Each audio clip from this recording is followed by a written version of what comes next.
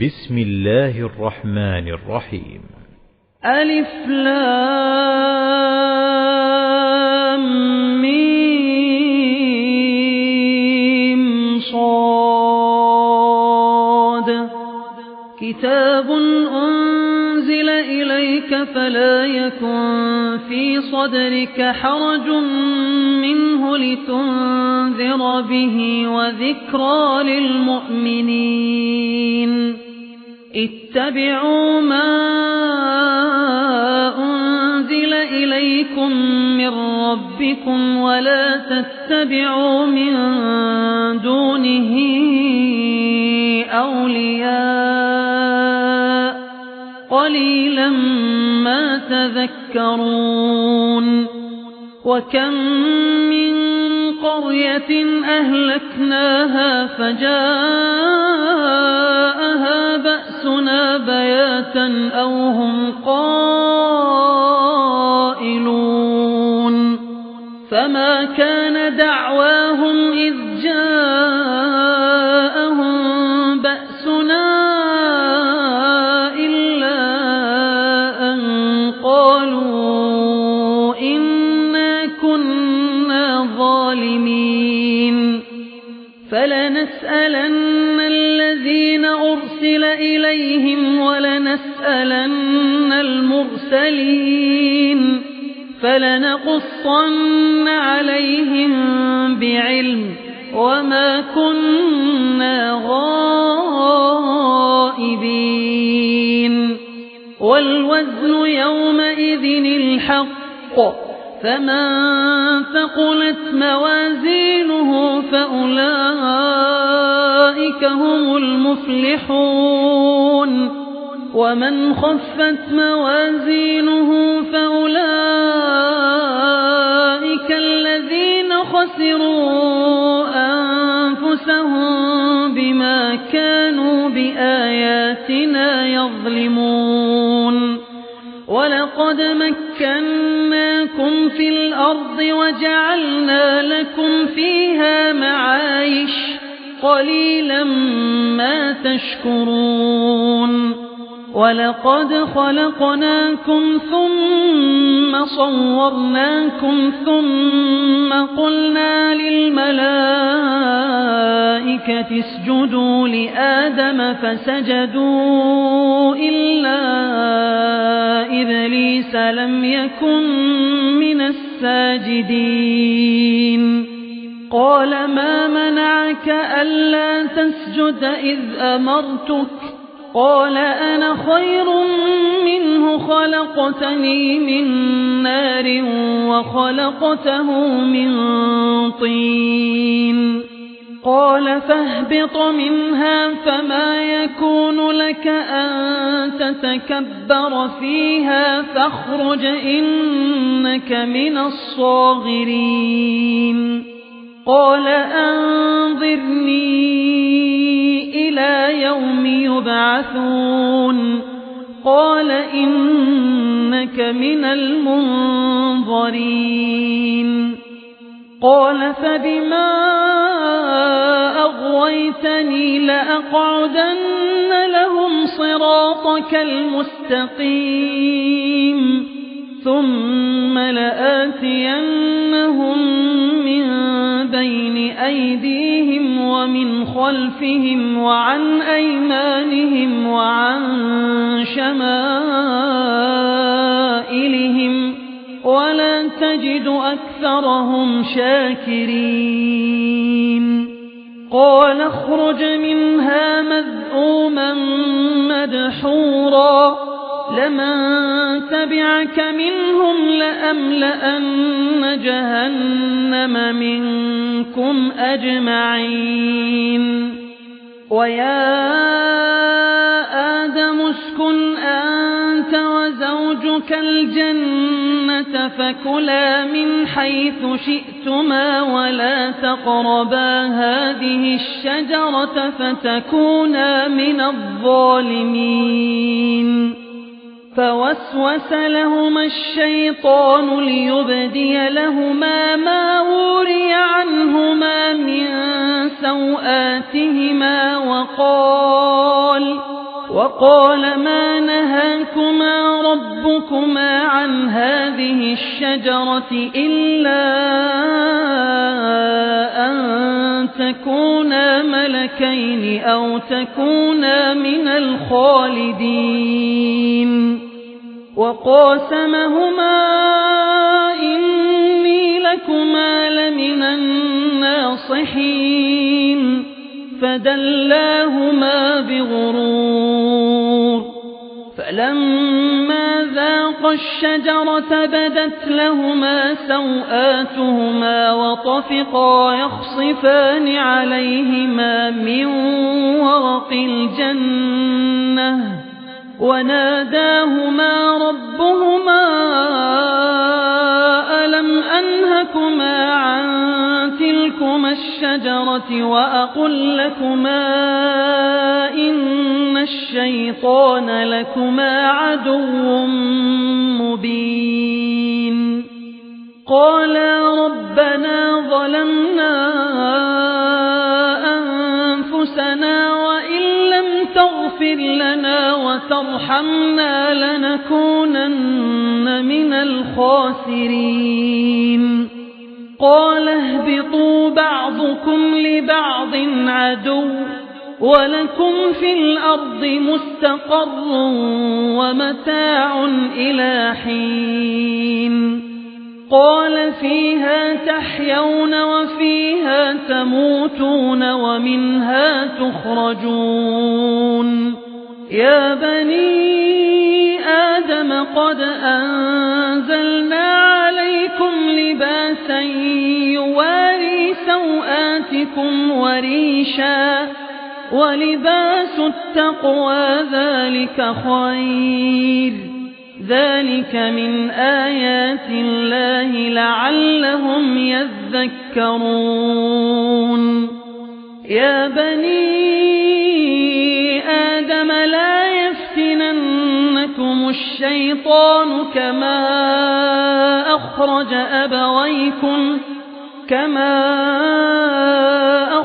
أبويكم من الجنة ينزع عنهما لباسهما ليريهما سوآتهما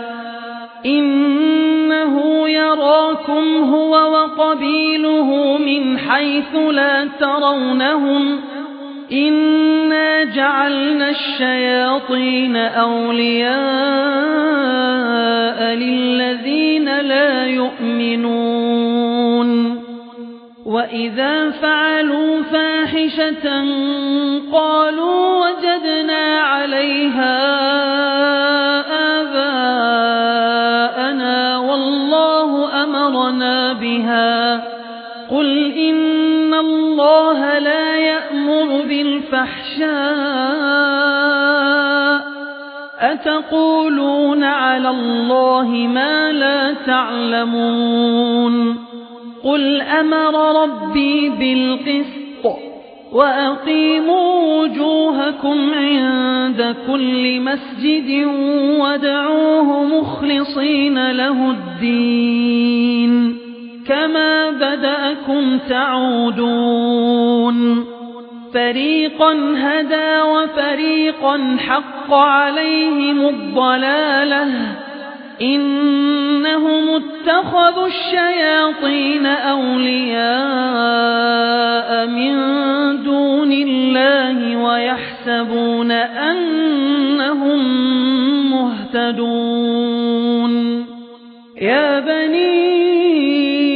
آدم خذوا زينتكم عند كل مسجد وكلوا واشربوا ولا تسرفوا إنه لا يحب المسرفين قل من حرم زينة الله التي أخرج لعباده والطيبات من الرزق قل هي للذين آمنوا في الحياة الدنيا خالصة يوم القيامة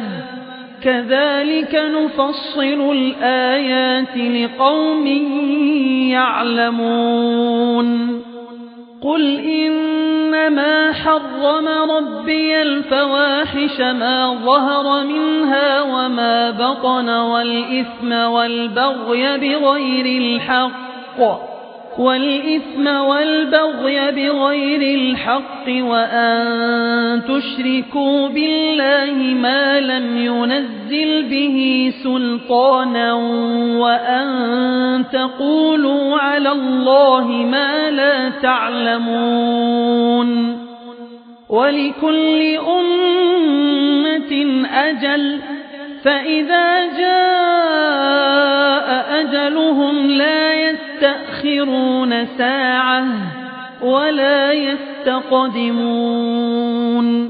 يا بني آدم إما يأتينكم رسل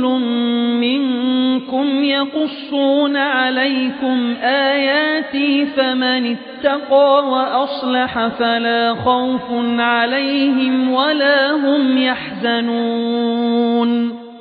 والذين كذبوا بآياتنا واستكبروا عنها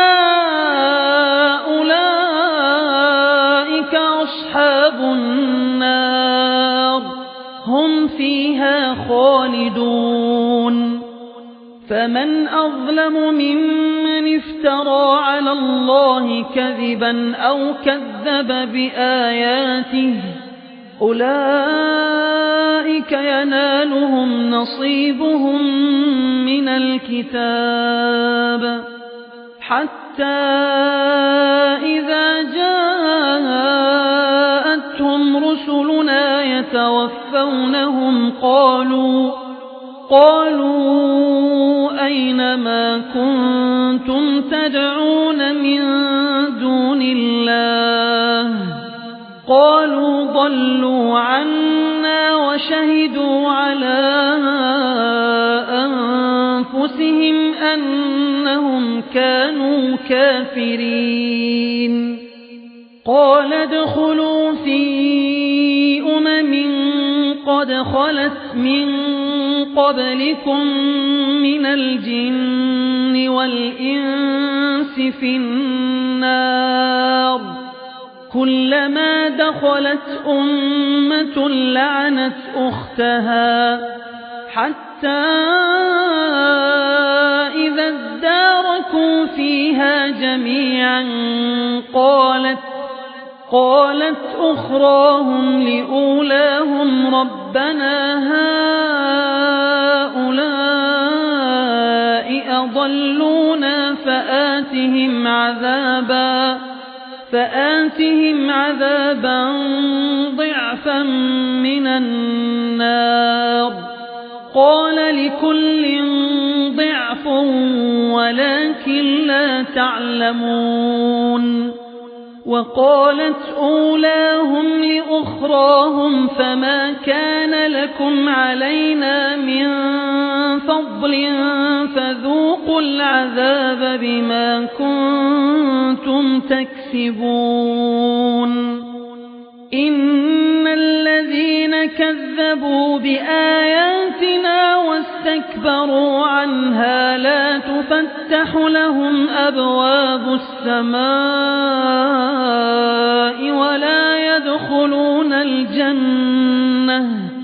ولا يدخلون الجنة حتى يلج الجمل في سم الخياط وكذلك نجزي المجرمين لهم من جهنم مهاد ومن فوقهم غواش وكذلك نجزي الظالمين والذين آمنوا وعملوا الصالحات لا نكلف نفسا إلا وسعها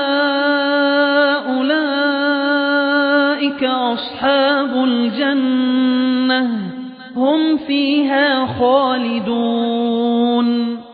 ونزعنا ما في صدورهم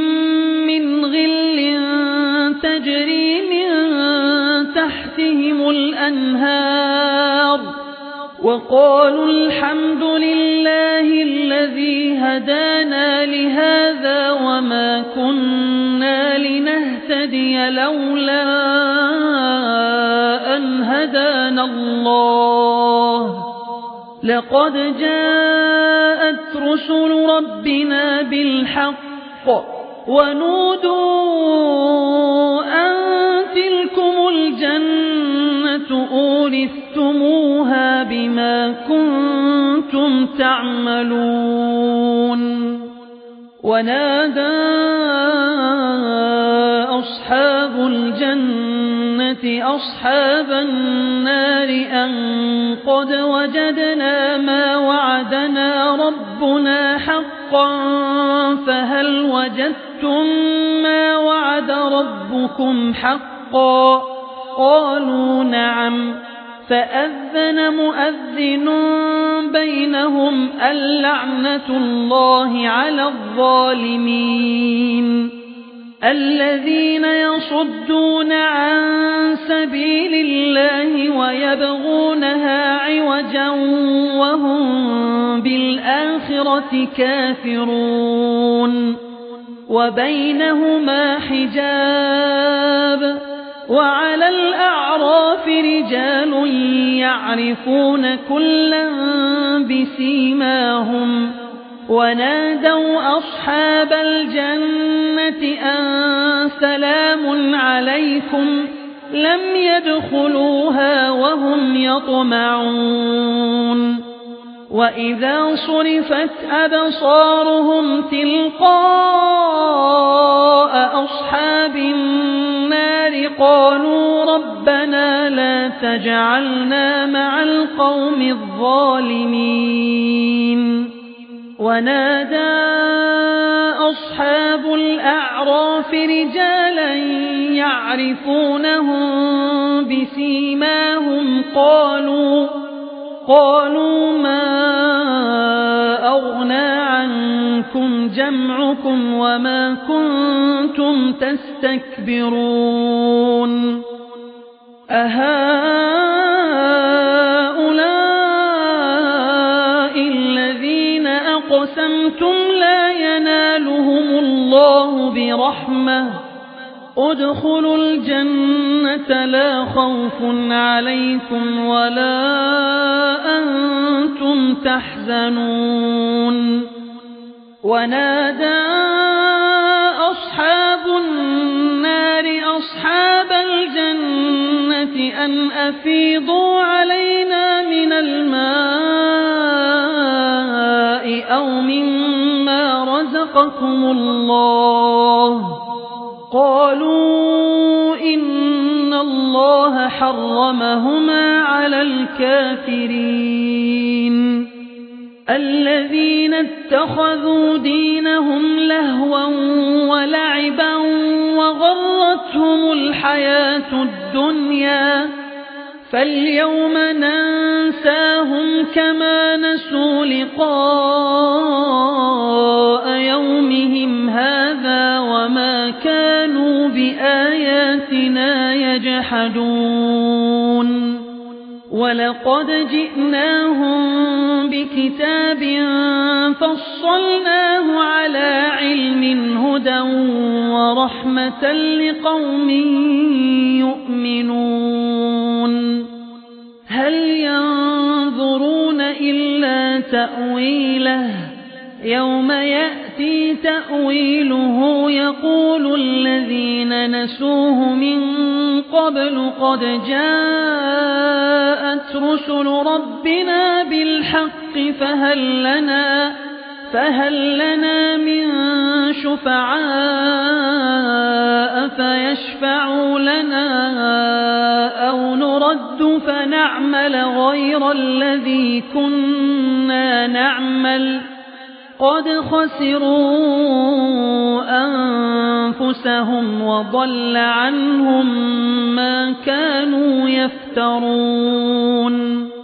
إن ربكم الله الذي خلق السماوات والأرض في 6 أيام ثم استوى على العرش يغشي الليل النهار يطلبه حثيثا والشمس والقمر والنجوم مسخرات بأمره ألا له الخلق والأمر تبارك الله رب العالمين ادعوا ربكم تضرعا وخفية إنه لا يحب المعتدين ولا تفسدوا في الأرض بعد إصلاحها وادعوه خوفا وطمعا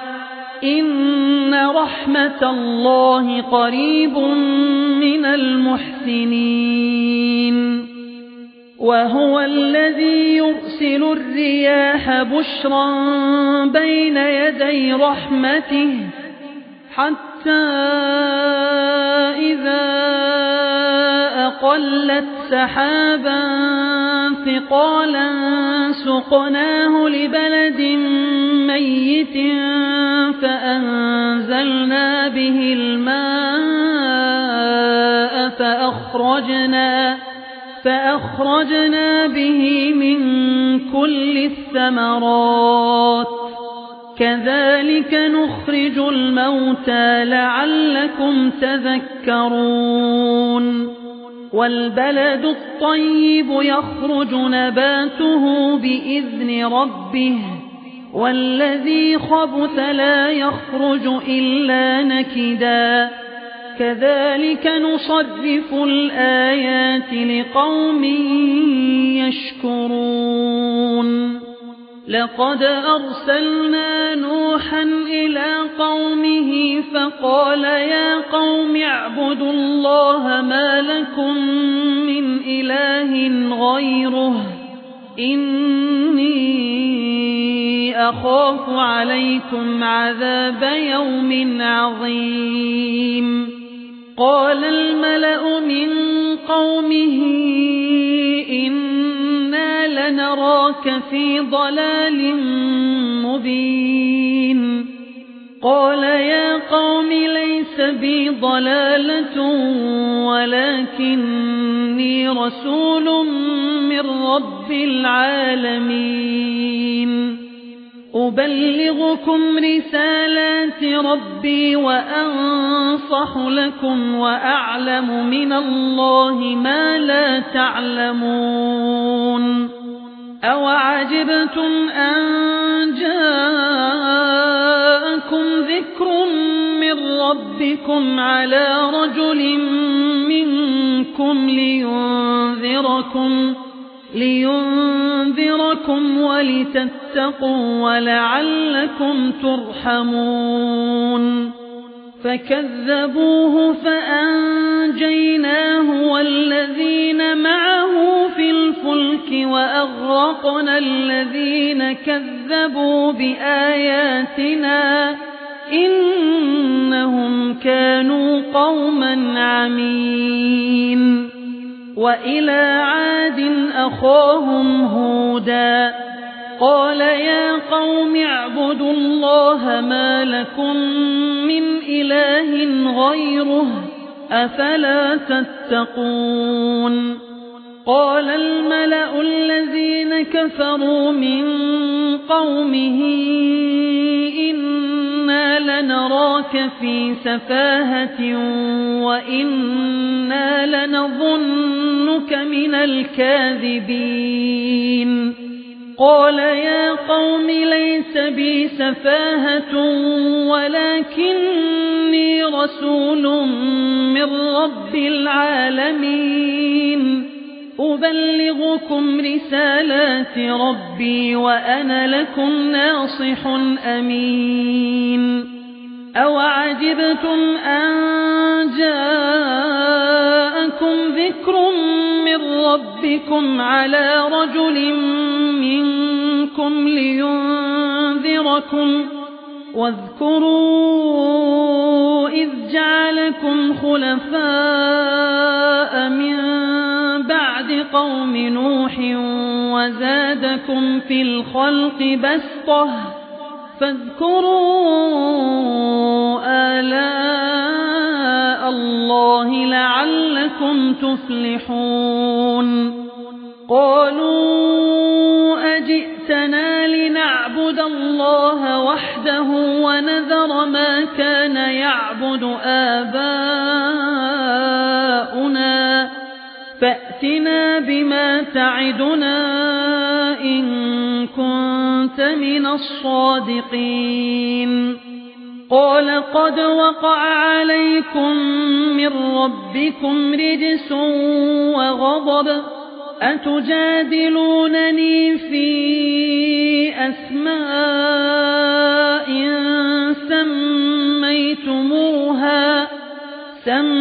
سميتموها أنتم وآباؤكم ما نزل الله بها من سلطان فانتظروا إني معكم من المنتظرين فأنجيناه والذين معه برحمة منا وقطعنا دابر الذين كذبوا بآياتنا وما كانوا مؤمنين وإلى ثمود أخاهم صالحا قال يا قوم اعبدوا الله ما لكم من إله غيره قد جاءتكم بينة من ربكم هذه ناقة الله لكم آية فذروها تأكل في أرض الله ولا تمسوها بسوء فيأخذكم عذاب أليم واذكروا إذ جعلكم خلفاء من بعد عاد وبوأكم في الأرض تتخذون من سهولها قصورا وتنحتون الجبال بيوتا فاذكروا آلاء الله ولا تعثوا في الأرض مفسدين قال الملأ الذين استكبروا من قومه للذين استضعفوا لمن آمن منهم أتعلمون أن صالحا مرسل من ربه قالوا إنا بما أرسل به مؤمنون قال الذين استكبروا إنا بالذي آمنتم به كافرون فعقروا الناقة وعتوا عن أمر ربهم وقالوا يا صالح ائتنا بما تعدنا إن كنت من المرسلين فأخذتهم الرجفة فأصبحوا في دارهم جاثمين فتولى عنهم وقال يا قوم لقد أبلغتكم رسالة ربي ونصحت لكم ولكن لا تحبون الناصحين ولوطا إذ قال لقومه أتأتون الفاحشة ما سبقكم بها من أحد من العالمين إنكم لتأتون الرجال شهوة من دون النساء بل أنتم قوم مسرفون وما كان جواب قومه إلا أن قالوا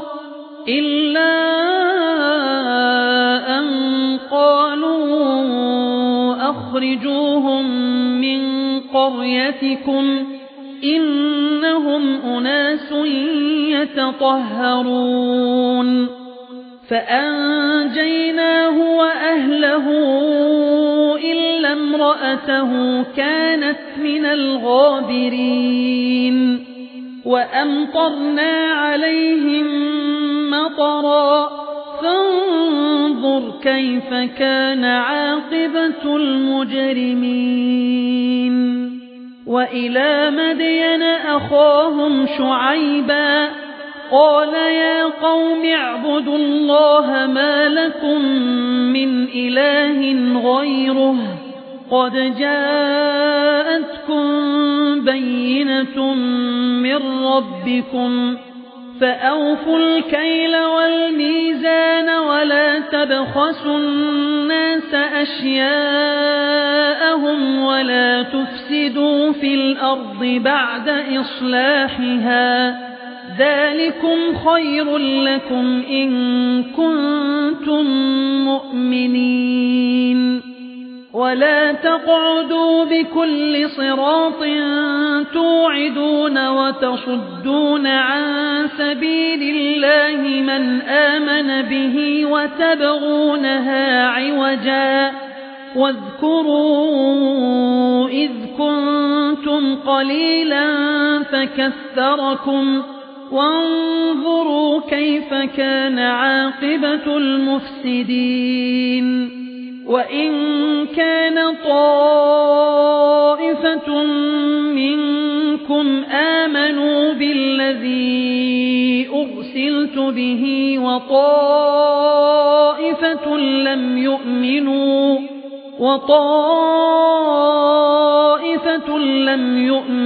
فاصبروا حتى يحكم الله بيننا وهو خير الحاكمين قال الملأ الذين استكبروا من قومه لنخرجنك يا شعيب والذين آمنوا معك من قريتنا أو لتعودن في ملتنا قال أولو كنا كارهين قد افترينا على الله كذبا إن عدنا في ملتكم بعد إذ نجانا الله منها وما يكون لنا أن نعود فيها إلا أن يشاء الله ربنا وسع ربنا كل شيء علما على الله توكلنا ربنا افتح بيننا وبين قومنا بالحق وأنت خير الفاتحين وقال الملأ الذين كفروا من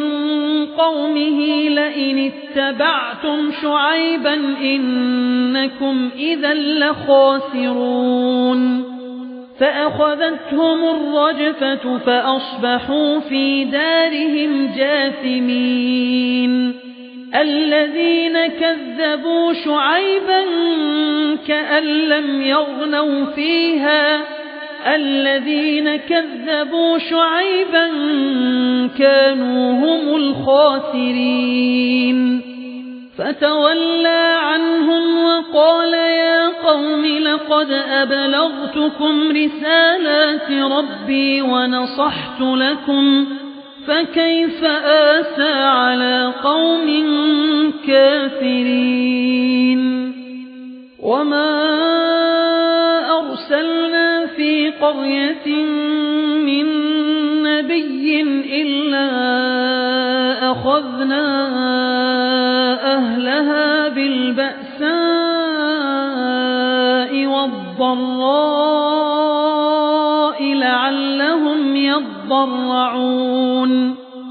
ثم بدلنا مكان السيئة الحسنة حتى عفوا وقالوا قد مس آباءنا الضراء والسراء فأخذناهم بغتة وهم لا يشعرون ولو أن أهل القرى آمنوا واتقوا لفتحنا عليهم بركات من السماء والأرض ولكن كذبوا فأخذناهم بما كانوا يكسبون أفأمن أهل القرى أن يأتيهم بأسنا بياتا وهم نائمون أوأمن أهل القرى أن يأتيهم بأسنا ضحى وهم يلعبون أفأمنوا مكر الله فلا يأمن مكر الله إلا القوم الخاسرون أولم يهد للذين يرثون الأرض من بعد أهلها أن لو نشاء أصبناهم بذنوبهم ونطبع على قلوبهم فهم لا يسمعون تلك القرى نقص عليك من أنبائها ولقد جاءتهم رسلهم بالبينات فما كانوا ليؤمنوا بما كذبوا من قبل كذلك يطبع الله على قلوب الكافرين وما وجدنا لأكثرهم من عهد وإن وجدنا أكثرهم لفاسقين ثم بعثنا من بعدهم موسى بآياتنا إلى فرعون وملئه فظلموا بها فانظر كيف كان عاقبة المفسدين وقال موسى يا فرعون إني رسول من رب العالمين حقيق على ألا أقول على الله إلا الحق قد جئتكم ببينة من ربكم فأرسل معي بني إسرائيل قال إن كنت جئت بآية فأت بها إن كنت من الصادقين فألقى عصاه فإذا هي ثعبان مبين ونزع يده فإذا هي بيضاء للناظرين قال الملأ من قوم فرعون إن هذا لساحر عليم يريد أن يخرجكم من أرضكم فماذا تأمرون قالوا أرجه وأخاه وأرسل في المدائن حاشرين يأتوك بكل ساحر عليم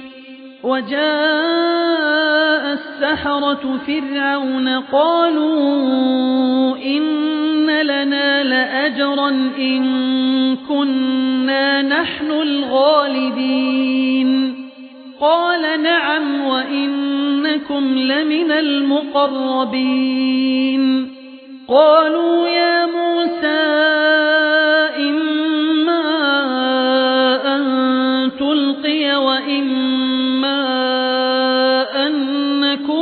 نحن الملقين قال ألقوا فلما ألقوا سحروا أعين الناس واسترهبوهم وجاءوا بسحر عظيم وأوحينا إلى موسى أن ألق عصاك فإذا هي تلقف ما يأفكون فوقع الحق وبطل ما كانوا يعملون فغلبوا هنالك وانقلبوا صاغرين وألقي السحرة ساجدين قالوا آمنا برب العالمين رب موسى وهارون قال فرعون آمنتم به قبل أن آذن لكم إن هذا لمكر مكرتموه في المدينة لتخرجوا منها أهلها فسوف تعلمون لأقطعن أيديكم وأرجلكم من خلاف ثم لأصلبنكم أجمعين قالوا إنا إلى ربنا منقلبون وما تنقم منا إلا أن آمنا بآيات ربنا لما جاءتنا ربنا أفرغ علينا صبرا وتوفنا مسلمين وقال الملأ من قوم فرعون أتذر موسى وقومه ليفسدوا في الأرض ويذرك وآلهتك قال سنقتل أبناءهم ونستحيي نساءهم وإنا فوقهم قاهرون قال موسى لقومه استعينوا بالله واصبروا إن الأرض لله يورثها من يشاء من عباده والعاقبة للمتقين قالوا أوذينا من قبل أن تأتينا ومن بعد ما جئتنا قال عسى ربكم أن يهلك عدوكم ويستخلفكم في الأرض فينظر كيف تعملون ولقد أخذنا آل فرعون بالسنين ونقص من الثمرات لعلهم يذكرون فإذا جاءتهم الحسنة قالوا لنا هذه وإن تصبهم سيئة يطيروا بموسى ومن معه ألا إنما طائرهم عند الله ولكن أكثرهم لا يعلمون وقالوا مهما تأتنا به من آية لتسحرنا بها فما نحن لك بمؤمنين فأرسلنا عليهم الطوفان والجراد والقمل والضفادع والدم آيات مفصلات فاستكبروا وكانوا قوما مجرمين ولما وقع عليهم الرجز قالوا يا موسى ادع لنا ربك بما عهد عندك لئن كشفت عنا الرجز لنؤمنن لك ولنرسلن معك بني إسرائيل فلما كشفنا عنهم الرجز إلى أجل هم بالغوه إذا هم ينكثون فانتقمنا منهم فأغرقناهم في اليم بأنهم كذبوا بآياتنا وكانوا عنها غافلين وأورثنا القوم الذين كانوا يستضعفون مشارق الأرض ومغاربها التي باركنا فيها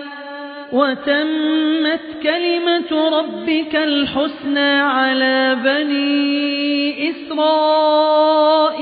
بما صبروا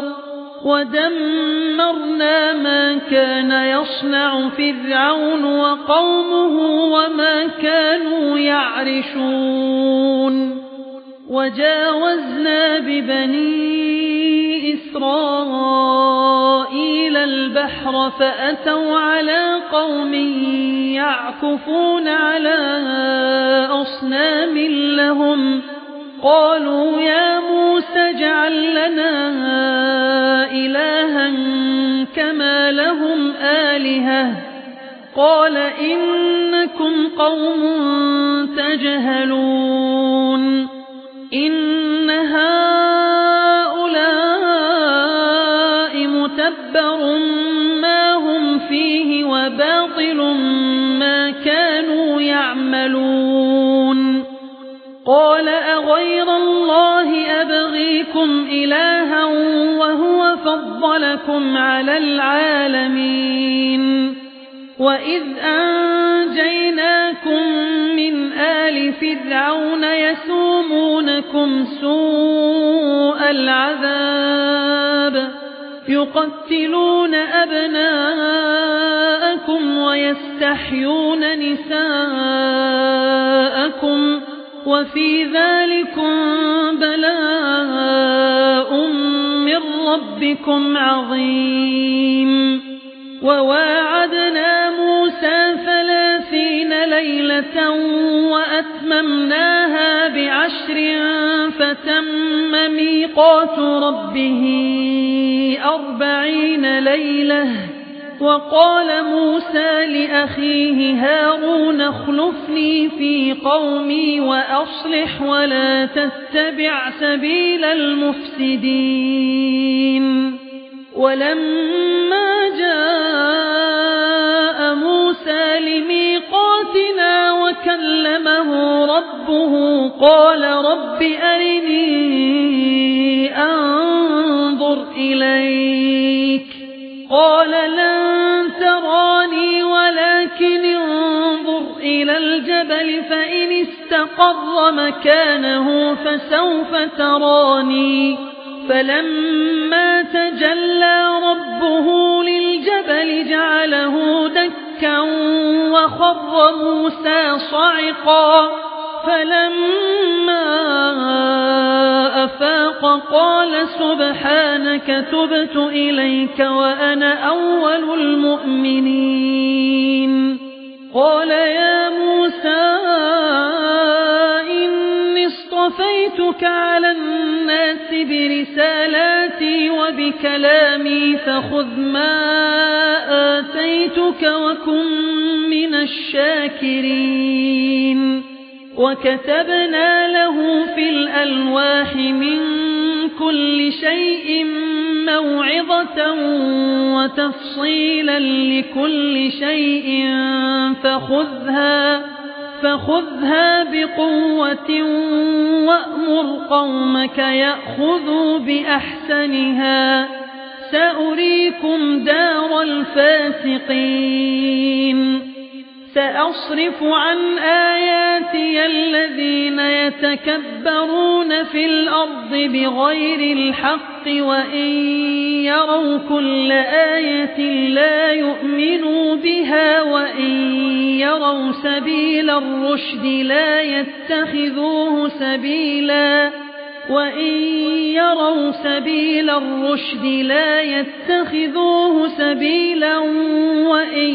يروا سبيل الغي يتخذوه سبيلا ذلك بأنهم كذبوا بآياتنا وكانوا عنها غافلين والذين كذبوا بآياتنا ولقاء الآخرة حبطت أعمالهم هل يجزون إلا ما كانوا يعملون واتخذ قوم موسى من بعده من حليهم عجلا جسدا له خوار ألم يروا أنه لا يكلمهم ولا يهديهم سبيلا اتخذوه وكانوا ظالمين ولما سقط في أيديهم ورأوا أنهم قد ضلوا قالوا لئن لم يرحمنا ربنا ويغفر لنا لنكونن من الخاسرين ولما رجع موسى إلى قومه غضبان أسفا قال بئس ما خلفتموني من بعدي أعجلتم أمر ربكم وألقى الألواح وأخذ برأس أخيه يجره إليه قال ابن أم إن القوم استضعفوني وكادوا يقتلونني فلا تشمت بي الأعداء ولا تجعلني مع القوم الظالمين قال رب اغفر لي ولأخي وأدخلنا في رحمتك وأنت أرحم الراحمين إن الذين اتخذوا العجل سينالهم غضب من ربهم وذلة في الحياة الدنيا وكذلك نجزي المفترين والذين عملوا السيئات ثم تابوا من بعدها وآمنوا إن ربك من بعدها لغفور رحيم ولما سكت عن موسى الغضب أخذ الألواح وفي نسختها هدى ورحمة للذين هم لربهم يرهبون واختار موسى قومه 70 رجلا لميقاتنا فلما أخذتهم الرجفة قال رب لو شئت أهلكتهم من قبل وإياي أتهلكنا بما فعل السفهاء منا إن هي إلا فتنتك تضل بها من تشاء وتهدي من تشاء أنت ولينا فاغفر لنا وارحمنا وأنت خير الغافرين واكتب لنا في هذه الدنيا حسنة وفي الآخرة إنا هدنا إليك قال عذابي أصيب به من أشاء ورحمتي وسعت كل شيء فسأكتبها للذين يتقون ويؤتون الزكاة والذين هم بآياتنا يؤمنون الذين يتبعون الرسول النبي الأمي الذي يجدونه مكتوبا عندهم في التوراة والإنجيل يأمرهم بالمعروف وينهاهم عن المنكر ويحل لهم الطيبات ويحرم عليهم الخبائث ويضع عنهم إصرهم والأغلال التي كانت عليهم فالذين آمنوا به وعزروه ونصروه واتبعوا النور الذي أنزل معه أولئك هم المفلحون قل يا أيها الناس إني رسول الله إليكم جميعا الذي له ملك السماوات والأرض لا إله إلا هو يحيي ويميت فآمنوا بالله ورسوله النبي الأمي الذي يؤمن بالله وكلماته واتبعوه لعلكم تهتدون ومن قوم موسى أمة يهدون بالحق وبه يعدلون وقطعناهم 12 أسباطا أمما وأوحينا إلى موسى إذ استسقاه قومه أن اضرب بعصاك الحجر فانبجست منه 12 عينا قد علم كل أناس مشربهم وظللنا عليهم الغمام وأنزلنا عليهم المن والسلوى كلوا من طيبات ما رزقناكم وما ظلمونا ولكن كانوا أنفسهم يظلمون وإذ قيل لهم اسكنوا هذه القرية وكلوا منها حيث شئتم وقولوا حطة وادخلوا الباب سجدا نغفر لكم خطيئاتكم سنزيد المحسنين فبدل الذين ظلموا منهم قولا غير الذي قيل لهم فأرسلنا عليهم رجزا من السماء بما كانوا يظلمون واسألهم عن القرية التي كانت حاضرة البحر إذ يعدون في السبت إذ تأتيهم حيتانهم يوم سبتهم شرعا ويوم لا يسبتون لا تأتيهم كذلك نبلوهم بما كانوا يفسقون وإذ قالت أمة منهم لم تعظون قوما الله مهلكهم أو معذبهم عذابا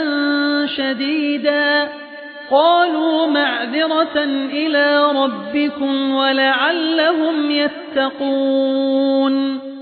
فلما نسوا ما ذكروا به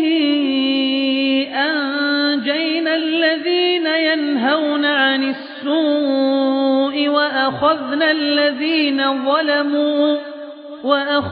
الذين ظلموا بعذاب بئيس بما كانوا يفسقون فلما عتوا عما نهوا نهوا عنه قلنا لهم كونوا قردة خاسئين وإذ تأذن ربك ليبعثن عليهم إلى يوم القيامة من يسومهم سوء العذاب إن ربك لسريع العقاب وإنه لغفور رحيم وقطعناهم في الأرض أمما منهم الصالحون ومنهم دون ذلك وبلوناهم بالحسنات والسيئات لعلهم يرجعون فخلف من بعدهم خلف ورثوا الكتاب يأخذون عرض هذا الأدنى ويقولون سيغفر لنا وإن يأتهم عرض مثله يأخذوه ألم يؤخذ عليهم ميثاق الكتاب ألا يقولوا على الله إلا الحق ودرسوا ما فيه والدار الآخرة خير للذين يتقون أفلا تعقلون والذين يمسكون بالكتاب وأقاموا الصلاة إنا لا نضيع أجر المصلحين وإذ نتقنا الجبل فوقهم كأنه ظلة وظنوا أنه واقع بهم خذوا ما آتيناكم بقوة واذكروا ما فيه لعلكم تتقون وإذ أخذ ربك من بني آدم من ظهورهم ذريتهم وأشهدهم على أنفسهم ألست بربكم قالوا بلى شهدنا أن تقولوا يوم القيامة إنا كنا عن هذا غافلين أو تقولوا إنما أشرك آباؤنا من قبل وكنا ذرية من بعدهم أفتهلكنا بما فعل المبطلون وكذلك نفصل الآيات ولعلهم يرجعون واتل عليهم نبأ الذي آتيناه آياتنا فانسلخ منها فأتبعه الشيطان فكان من الغاوين ولو شئنا لرفعناه بها ولكنه أخلد إلى الأرض واتبع هواه فمثله كمثل الكلب إن تحمل عليه يلهث أو تتركه يلهث ذلك مثل القوم الذين كذبوا بآياتنا فاقصص القصص لعلهم يتفكرون ساء مثلا القوم الذين كذبوا بآياتنا وأنفسهم كانوا يظلمون من يهد الله فهو المهتدي ومن يضلل فأولئك هم الخاسرون ولقد ذرأنا لجهنم كثيرا من الجن والإنس لهم قلوب لا يفقهون بها ولهم أعين لا يبصرون بها ولهم آذان لا يسمعون بها أولئك أولئك كالأنعام بل هم أضل أولئك هم الغافلون ولله الأسماء الحسنى فادعوه بها وذروا الذين يلحدون في أسمائه سيجزون ما كانوا يعملون وممن خلقنا أمة يهدون بالحق وبه يعدلون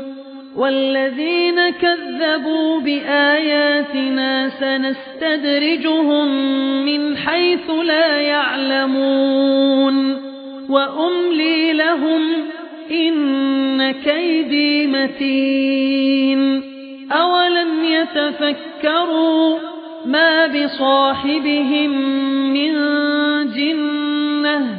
إن هو إلا نذير مبين أولم ينظروا في ملكوت السماوات والأرض وما خلق الله من شيء وأن عسى أن يكون قد اقترب أجلهم فبأي حديث بعده يؤمنون من يضلل الله فلا هادي له ويذرهم في طغيانهم يعمهون يسألونك عن الساعة أيان مرساها قل إنما علمها عند ربي لا يجليها لوقتها إلا هو ثقلت في السماوات والأرض لا تأتيكم إلا بغتة يسألونك كأنك حفي عنها قل إنما علمها عند الله ولكن أكثر الناس لا يعلمون قل لا أملك لنفسي نفعا ولا ضرا إلا ما شاء الله ولو كنت أعلم الغيب لاستكثرت من الخير وما مسني السوء إن أنا إلا نذير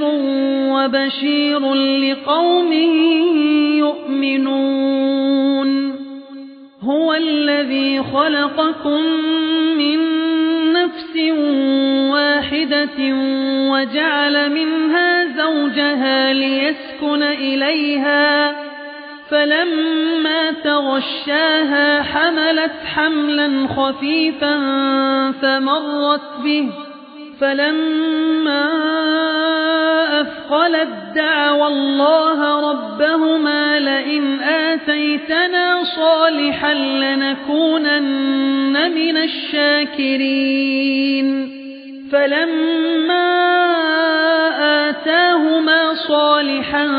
جعلا له شركاء فيما آتاهما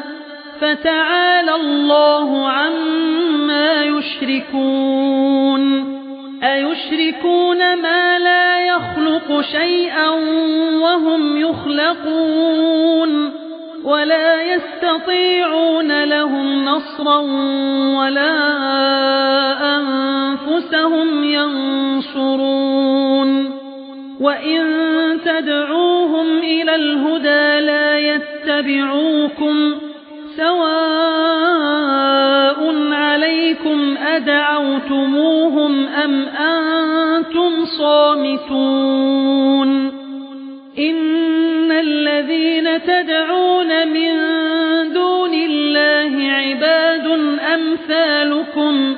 فادعوهم فليستجيبوا لكم إن كنتم صادقين ألهم أرجل يمشون بها أم لهم أيد يبطشون بها أم لهم أعين يبصرون بها أم لهم آذان يسمعون بها قل ادعوا شركاءكم ثم كيدون فلا تنظرون